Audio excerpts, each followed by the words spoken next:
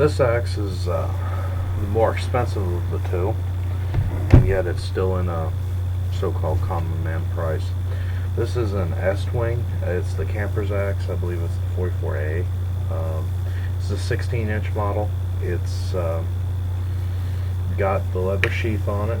It has a couple of cutouts for it to be hung on a belt. It's a pretty decent axe. It sharpens easily. It sharpens well. It has a kind of like a shellac or a lacquer over the metal parts to keep it from rusting. Not that I would think that I would have much of a problem with that, and even if it did, that's why I sharpen things, to keep them from rusting.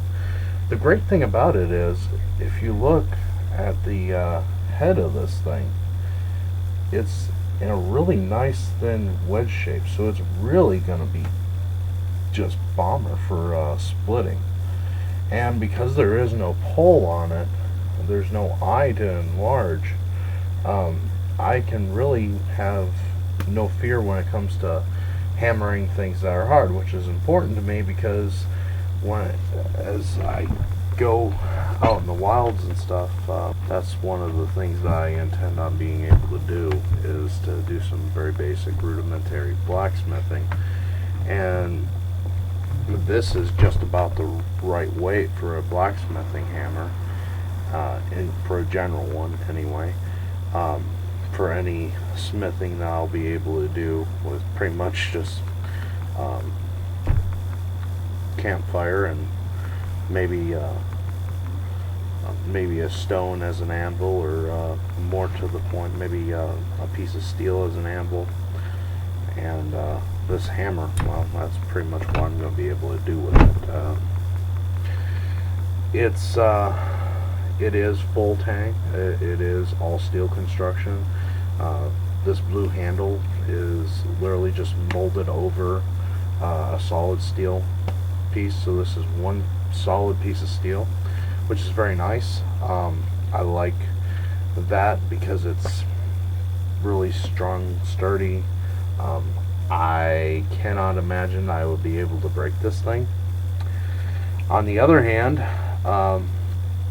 because it is one solid piece of steel,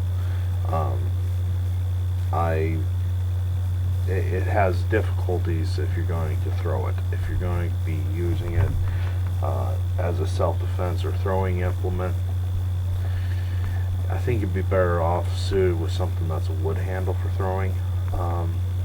Not to say that this couldn't throw, but the weight would be different and you would have to adjust accordingly for that. Outside of that, it's pretty darn sturdy. I've heard, I haven't really heard of one of these breaking per se.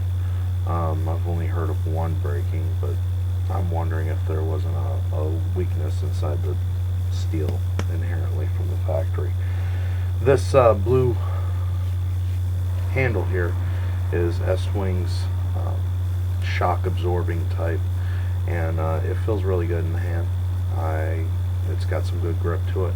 I have this little loop of blank line here just to ensure that it doesn't come flying out of my hand, because sometimes when I go to clobber things, clobber things. So sometimes my arm moves faster and stronger than my hand does. So it'd be a good thing to have a lanyard on it so I don't have this thing flying towards my camp. That wouldn't be good. And end up hitting something that I didn't intend on hitting.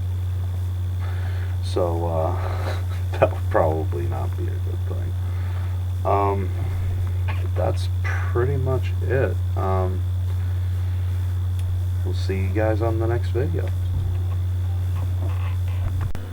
I appreciate your comments. I appreciate your views. I appreciate your time. Defend your homes wisely.